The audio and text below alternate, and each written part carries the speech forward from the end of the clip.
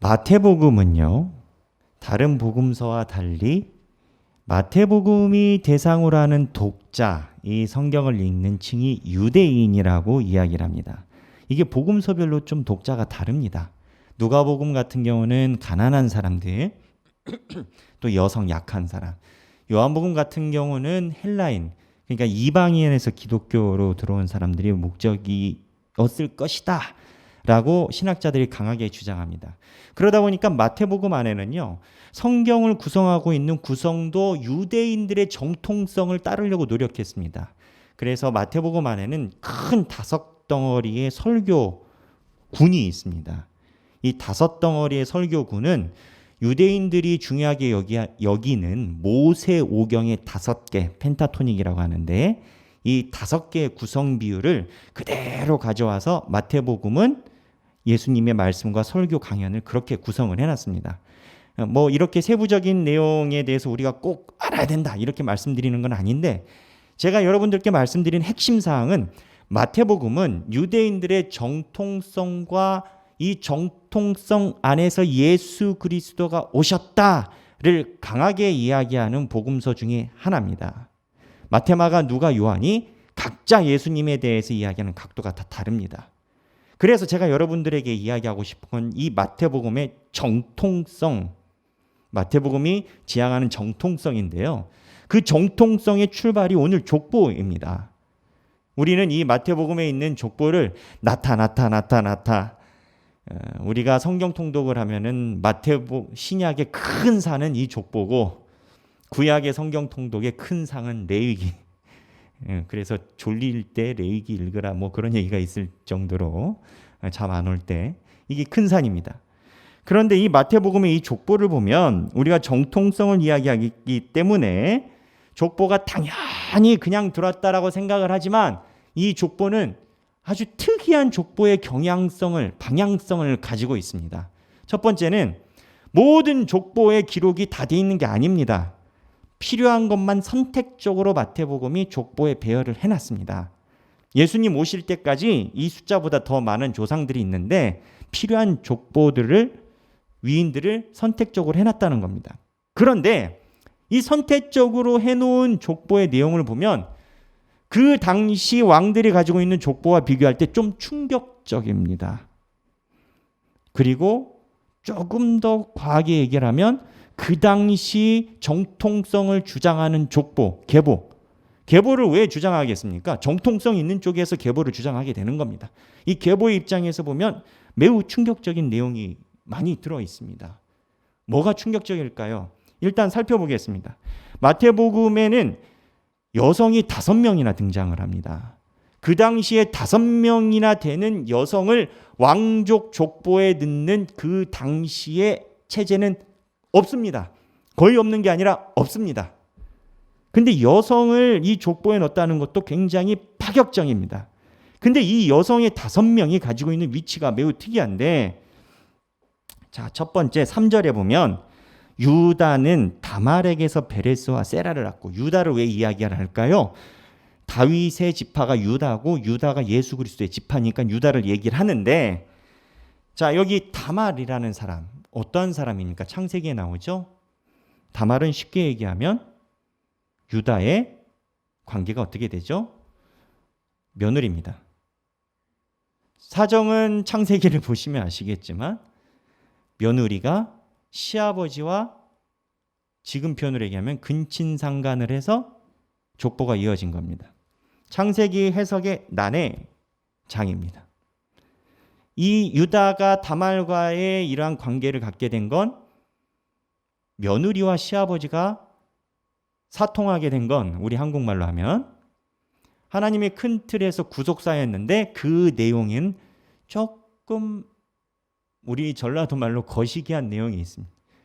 큰아들 죽고 둘째 아들에게 큰아들의 며느리 줬는데 둘째 아들이 싫어서 땅에다가 성경 표현대로 하면 설정해서 하나님이 쳐서 죽여버리고, 셋째 죽을까 봐 버티다가 유다가 아무런 계승을 안 해주니까 다말이 창녀로 변신해서 자기 시아버지를 속여서 사통을 하고, 이게 예수 그리스도 족보의 시작, 유다. 꼭 넣어야 됐을까요? 아까 제가 말씀드릴 때 선택적인 계보라고 했습니다. 근데 다말만 그런 게 아닙니다. 두 번째 라합이 있습니다. 5절에 보면 살몬은 라합에서 보아스를 낳고, 이 라합이 굳이 등장합니다. 왜냐하면 다윗의 할아버지라. 근데 이 라합이 누굽니까? 여리고성 들어갈 때 정보를 알려주신 분. 우리는 이 여성분을 대단하게 생각하고 신앙인으로 생각합니다. 그 이방 사람이거든요. 근데 이분의 직업이 뭐였습니까? 기생. 그냥 우리 편한 말로 하면 술집 여자. 술집 여자였는데 이스라엘 백성이 이길 것 같으니까 하나님 고백하고 이스라엘 백성에게 중요한 정보를 준 사람. 라합. 이 표현이 조금 부담스럽죠? 근데 성경에 있는 대로 기생이 술집 여자. 이 라합. 세 번째 또 룻이 나옵니다. 룻이 나오는데 이 5절에 아까 라합에 봤었던 그 본문에서 룻에게서 오벳을 낳고, 이제 룻이라는 여자는 룻기도 있습니다. 룻기의 이 룻의 여자의 집안이 어디입니까? 계통 혈통이 어디입니까? 모압 여자입니다. 네, 말씀하시는 분이 계시네요. 역시 우리 대단한 양님교회입니다. 룻이 모압 여자입니다. 모압은 어떤 족속일까요? 모압의 조상에 올라가면 모압의 시작이 창세기에 나옵니다. 소돔과 고모라 땅에서 살던 아브라함의 사촌 누구? 룻. 룻이 소돔과 고모라가 하나님께 번개 맞아서 다 사라지고 인생에 대해서 모든 걸 다 잃고 그냥 우리 표현으로 얘기하면 부도나고 딸들과 도망가다가 술에 취해서 누워있는 상태에 누가 롯에게서부터 아들을 얻습니까? 딸이 롯에게서 자기 아버지에서부터 자기 아들. 요즘 표현으로 직설적으로 얘기를 하면 근친상간. 이게 룻입니다. 룻이 성경에 들어와 있어요. 이 모압은요, 그때 족보가 출발이 문제가 아니라 이스라엘 백성들이 진군하면서 이스라엘 백성들이 가나안 땅에 있으면서 이스라엘 백성들이 왕조를 가지고 있을 때 지속적으로 모압은 이스라엘 백성들과 충돌을 합니다. 그리고 이방신인 그모스를 섬기고요, 자녀들을 불 가운데 가서 죽게 만드는 아주 입에 올리기 힘든 종교를 가지고 있는 족속이 모압입니다. 아모스 선지자를 포함하여 많은 선지자가 모압의 멸망을 예언했습니다. 그만큼 우리 입장에서 볼 땐 사악한 민족입니다. 근데 그 민족의 며느리가 룻. 사실은 유대인들이 그런 민족과 관계를 맺고 며느리로 데리고 왔다는 것 자체가 거기서부터 우리는 시작을 해야 되는데 충격인 거죠. 근데 이 룻만 그런 거 아닙니다. 여기 보면 6절에 보면 이새는 다윗 왕을 낳았는데 다윗은 솔로몬을 낳았는데 그냥 솔로몬 낳았다고 하면 될 거 아닙니까? 우리아의 아내에게서 솔로몬을 낳고, 솔로몬의 어머니가 누굽니까? 밧세바는 누굽니까? 바로 다윗과 좋게 표현하면 사통이고, 또 여자를 보호하는 입장에서 보면 다윗이 남의 와이프를 뺏어온 게 밧세바입니다. 굉장히 불편해하시는 느낌이 있을 수 있습니다만 성경에 있는 얘기입니다. 다윗이 우리야, 성경에 우리야라고 표현되어 있습니다. 우리야가 누굽니까? 다윗의 장수. 사무엘 상하에 의하면 31인인가요? 30명의 용사 중에 한 명 명단으로 되어 있는 게 우리야입니다. 다윗을 따르면서 다윗의 왕국을 세우는데 용장들, 삼국지로 얘기하면 관우 장비처럼 용장들의 명단이 사무엘 상하에 기록되어 있습니다. 그 중에 등장하는 것, 역대기에도 기록되어 있습니다. 그 중에 등장하는 30명의 장수 중에 하나가 우리야입니다. 이 우리야의 아내를 자기 다윗을 위해서 목숨을 바쳐서 전쟁통에서 생명을 걸고 싸우고 있는 우리아의 아내를 다윗이 뺏어온 족보. 여기까지만 얘기해도 굉장히 불편합니다. 근데 더 불편한 게 있습니다. 11절에 보면 상반부에 바벨론으로 사로잡혀 갈 때, 12절에 또 바벨론으로 사로잡혀 간 후에, 바벨론으로 사로잡혀 가기 전과 간 후 바벨론이 기준이 됩니다. 바벨론이 어떠한 민족의 역사를 갖고 있습니까? 하나님이 바벨론을 들어서 이스라엘 백성들의 뿌리를 없애버리셨습니다. 바벨론에게 침노당하고 난 이후 통치자만 바뀌었을 뿐 성경이 쓰여지고 예수님이 오실 때까지 이스라엘 백성들은 정치적인 독립을 못했습니다. 나라가 없었다고요. 2차 세계대전이 끝나서야 이스라엘 백성들이 나라가 생겼습니다. 몇 년일까요? 계산해 보면 한 2500년 가까이 됩니다. 그 중간에 예수님이 태어나실 때 이 바벨론으로 사로잡혀 간 후라는 역사를 왜 꼭 집어넣었을까요? 이 바벨론이라는 나라의 명칭은 하나님이 이스라엘 백성들이 잘못하니까 때리셨다. 바벨론은 나의 몽둥이, 예언서에 있는 대로라면 그렇게 사용하신 민족이 여깁니다. 이렇게 보면 마태복음 1장에 나타나는 이 족보와 계보는요, 정통을 중시하고 전통을 중시하고 그 왕조의 도덕적 윤리성을 강조하고 무언가 미화시키며 신화하는, 우리나라 민족의 왕조의 역사에 보면은 아래서 태어난 왕이 있지 않습니까? 그런 식으로 미화시키고 왕조의 계보를 가져가는 그 당시 과학, 풍토, 당연지사에 비춰보면 파격입니다. 파격을 넘어서 충격에 가까운 모습입니다. 그렇다면 이 족보가 이 이스라엘 백성들에게 보여주는 건 뭘까요? 아주 묘합니다. 이스라엘 백성들은요, 이때까지만 해도 자기네들이 선민사상, 다시 성전을 회복시켜서 하나님이 우리 민족을 일으키실 것이다라는 유대인 중심의 일신학을 갖고 있었습니다. 그리고 우리가 지금 이렇게 살지만 우리는 뼈대가 굵은 집안이다, 이러한 인식을 이스라엘 백성들은 갖고 있었습니다. 그래서 버티고 견디고 하는 건데, 그들이 이야기하는 그 뼈대의 핵심이 족보인데, 전통이고 역사고 계보인데, 역사적인 관인데, 이거를 존중을 하는 것처럼 보입니다. 그 안에서 예수 그리스도를 얘기를 합니다. 유대인들에게 이야기한 것. 그런데 그 안에서 이중적으로 이 족보를 통해서 이스라엘 백성들아, 너희의 민낯을 봐라. 너희가 이야기하는 그런 거 너희 족보에 내가 중요 핵심으로 보지 않는다. 이 족보를 통하여 정통성과 계보가 더 드러나는 게 아니라 족보를 통하여 유대인들의 민낯이 드러나 버린 겁니다. 이 족보 이후에 역사적으로 시간적 흐름으로 보면 뭐가 따라오는지 아십니까? 예수님의 첫 번째 사역이 있기 전 예수님보다 앞선 사역이 등장합니다. 누구의 사역입니까? 세례 요한의 사역입니다.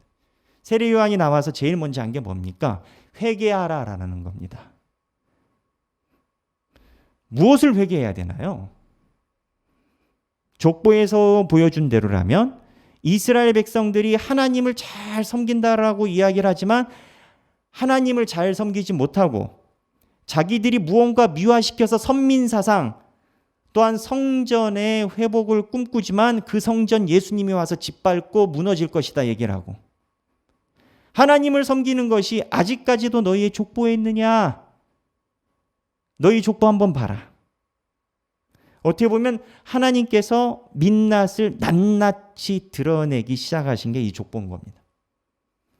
그런데 이 족보가 충격이지만 우리에게 또 희망인 것이, 하나님이 이 족보를 기준으로 변혁을 가져오시고 우리를 구원해내십니다. 변혁이라고 이야기를 했습니다. 왜 변혁인지 아십니까? 예수 그리스도가 이 족보의 시작입니다. 맨 마지막에 예수님이 나타나십니다. 하나님이 민낯을 드러내시고 예수님이 나옵니다. 초대교회 유대인들과 초대교인이 가장 싸웠던 원인 중에 하나는 신관입니다. 유대인들은요, 자기네들이 선민이어서 하나뿐인 민족이어서 하나뿐인 신만 섬깁니다. 유일신 하나님 하나입니다. 근데 초대교회는요, 삼위일체. 물론 삼위일체라는 단어가 300년 후에 정리가 됐지만 아버지도 있고 예수님도 있고 성령님도 있고 신관의 변혁이 생깁니다. 구약에 있었던 거에 성령님의 역사와 예수 그리스도의 족적을 찾으려고 구약학적으로 많이 노력을 하지만 실제적인 것은 예수님이 오시면서 새롭게 예수님의 삼위일체가 변혁이 되기 시작한 겁니다. 이렇든 저렇든 우리는 성부, 성자, 성령의 이름으로 축도를 받고 성부, 성자, 성령의 이름으로 신앙생활합니다. 이 변혁이요, 예수님이 하나님이 원하시는 건 너희들 잘못했으니까 죽어라 이런 얘기가 아니라 너희들 과거에 있었던 민낯을 들어보고 내가 예수님을 중심으로 끌어가는 시대의 변화에 너희들을 초대한다라는 메시지가 족보에 있는 겁니다.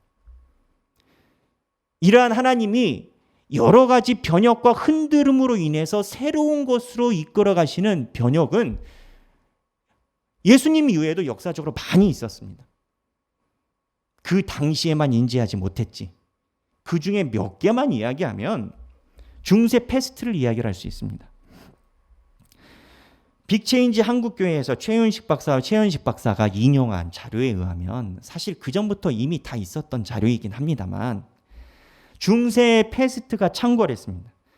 이 패스트가 창궐해서 유럽 인구의 3분의 1이 죽었습니다. 유럽 인구가 4억 5천 명이었다고 합니다. 추정으로. 근데 패스트로 죽은 사람이 1억 명입니다. 그러니까 3명 중에 1명이 죽은 겁니다. 우리 조선도 이 영향을 받았습니다. 근데 패스트가 일어나면서 무슨 일이 생겼냐? 사회적 변혁이 일어났는데 앞과 뒤를 이어보니까 패스트 때문에 종교개혁이 일어난 겁니다. 목사님, 도대체 종교개혁하고 패스트가 무슨 상관이 있을까요? 패스트가 일어나니까 인구가 3분의 1로 줄었습니다. 근데 인구가 3분의 1로 줄다 보니까 그 데이터에 의하면 상류층은 잘 안 죽고 가난한 사람들이 많이 죽었습니다. 왜 그럴까요? 상류층은 의료적인 혜택을 받을 수 있고 가난한 사람들은 의료 혜택을 못 받으니까 역병이 돌면 가난한 사람들이 많이 죽습니다. 코로나도 마찬가지입니다. 그 가난한 사람들이 많이 죽으니까 하층민들의 숫자가 갑자기 줄어들었습니다. 하층민의 숫자가 줄어드는 이유면 뭐가 생기냐면 인구가 줄어들어서 인건비가 상승을 합니다. 예전에는 농사, 대농장이 모든 산업의 기반이었는데 노예가 많았습니다. 노예가 10명인데 3분의 1이 죽으니 노예가 6명으로 줄어든 겁니다.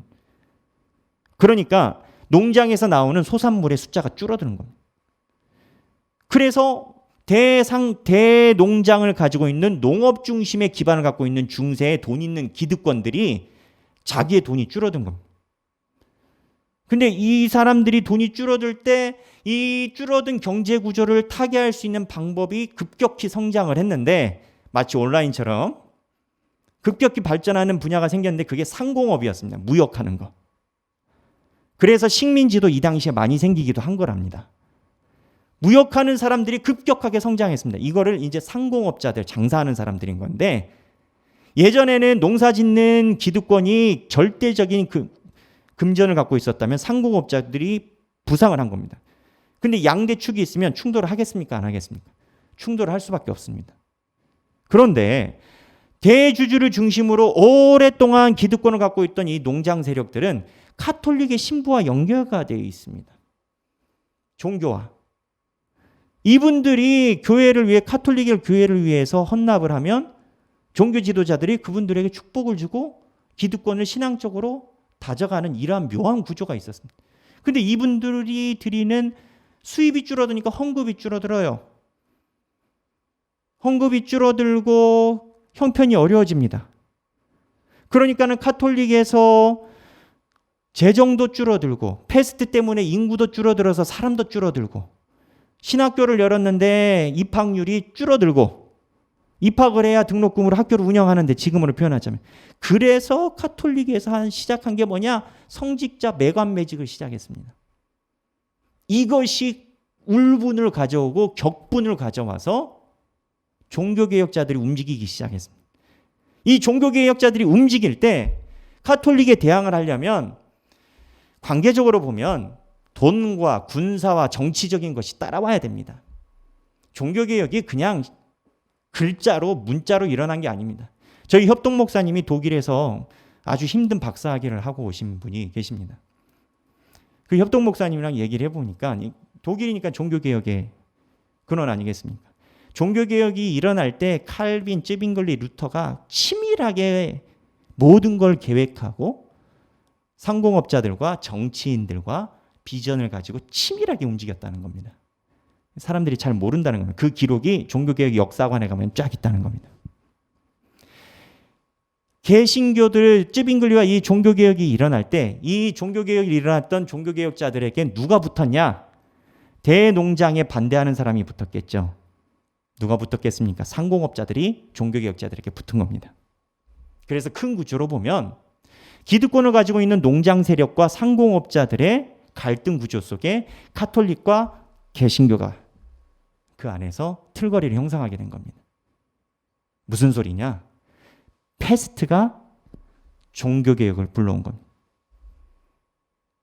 왜 패스트가 종교개혁을 불러오게 됐을까요? 하나님의 입장은 뭐였을까요?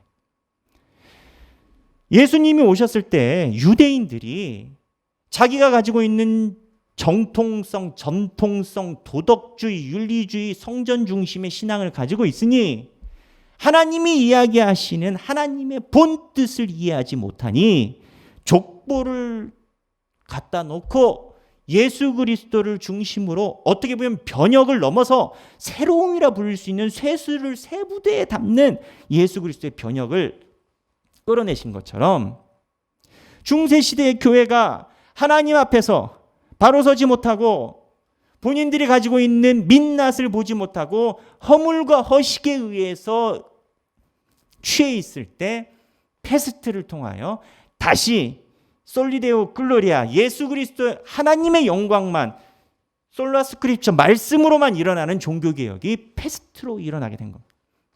이러한 종교적인 역사 흐름이 세계사적으로 신학적으로 보면 계속 있습니다. 스페인 독감이 100년 전에 있었습니다. 스페인 독감은 더 심했습니다. 1차 세계대전 때 죽은 사람보다 1차 세계대전 때 전쟁의 사망률로 죽은 사람보다 스페인 독감으로 죽은 사람이 11배가 많았습니다. 전쟁으로 죽은 사람보다 스페인 독감으로 죽은 사람이 11배가 많았습니다.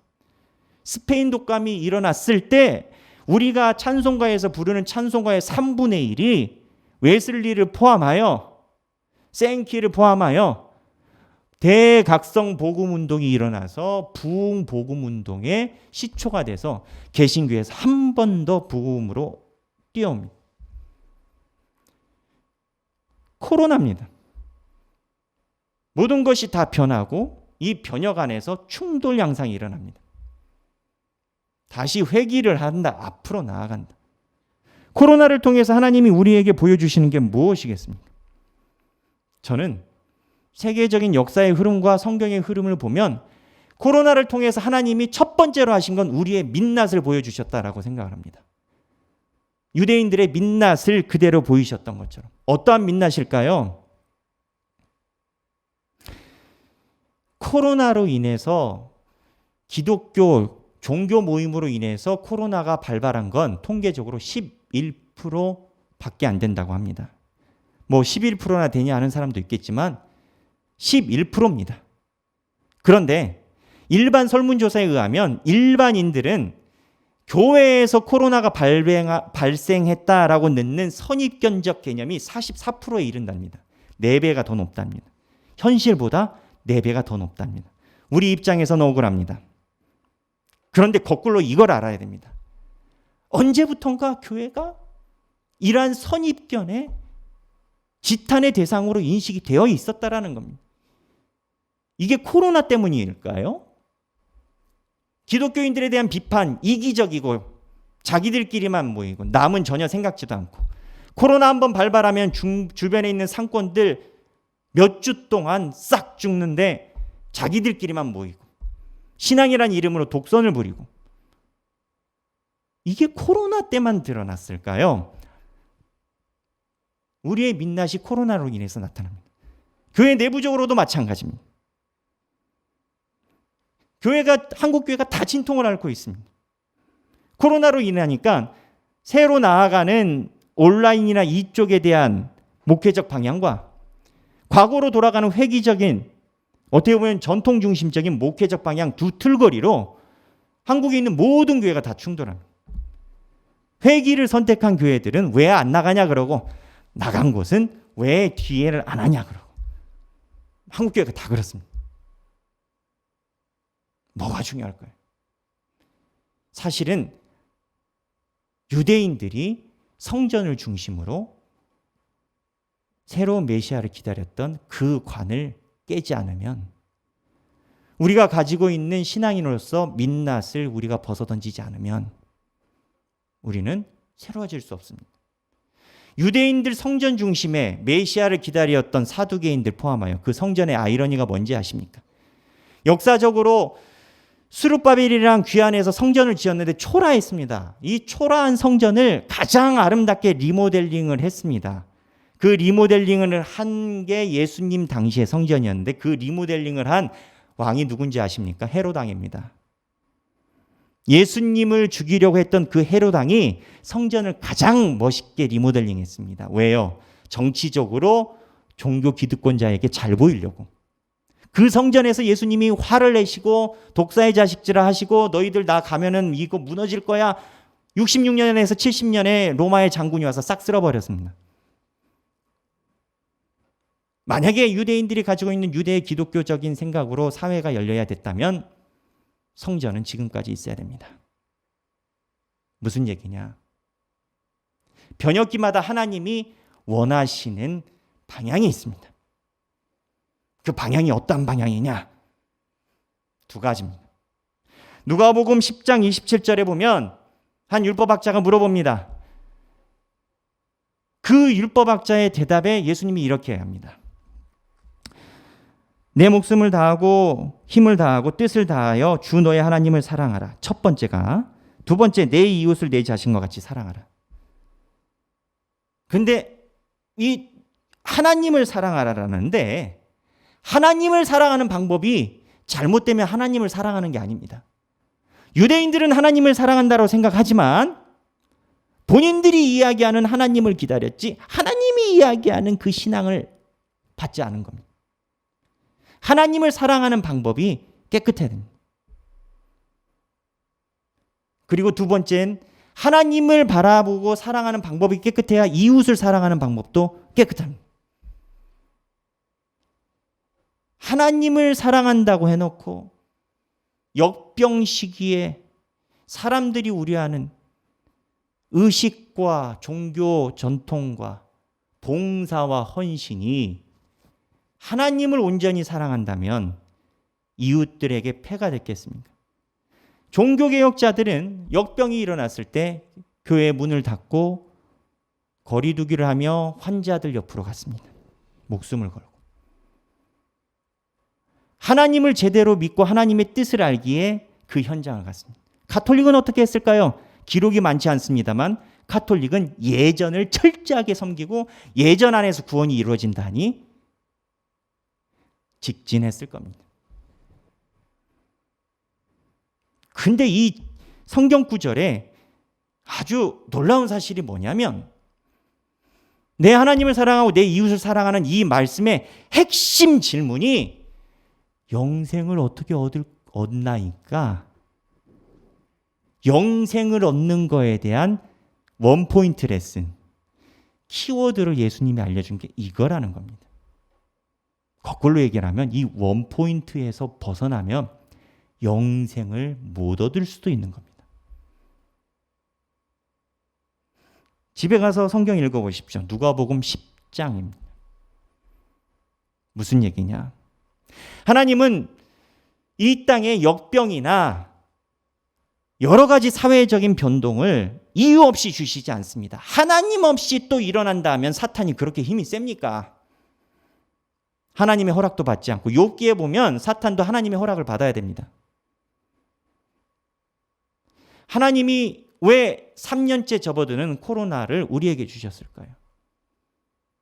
저는 하나님을 사랑하는 방법에 대해서 우리가 점검을 하고, 우리가 과연 바른 반석 위에 서 있는지, 아니면 유대인들처럼 정통, 전통, 도덕주의, 계파주의, 선민사상으로 되어 있는지, 또한 그로 인해서 이웃사랑은 하나님이 원하시는 이웃사랑으로 살아왔는지 살아갈 것인지를 역병 시기마다 저는 하나님이 물어보셨다라고 생각합니다. 중세의 패스트로 인해서 종교개혁이 나왔고, 스페인 독감으로 인해서 대각성 대영적 부흥운동이 시작됐습니다. 우리는 코로나를 지나가고 있습니다.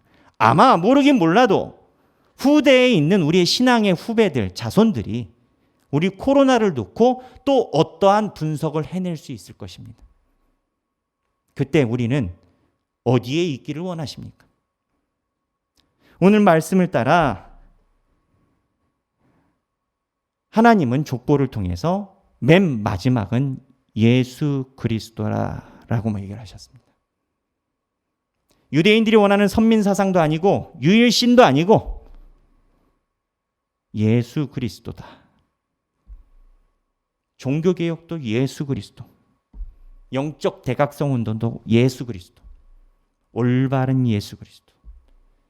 여기 계신 모든 분들이 2022년 맞이하는 첫 주일에 많은 소망과 소원 하나님께 드려야죠.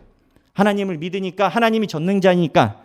그러나 그거를 넘어 이 역병의 시대에 하나님을 올바르게 믿고 그것으로 이웃사랑을 실천하는 2022년 새해를 계획하는 저와 여러분이 되시길 주님의 이름으로 축원합니다. 기도하겠습니다.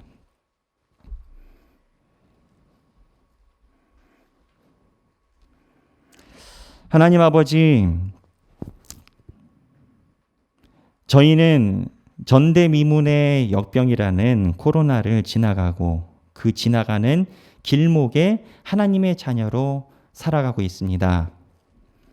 저희가 이 시간에 이러한 3년에 접어드는 코로나 시기에 무엇을 바라봐야 되겠습니까?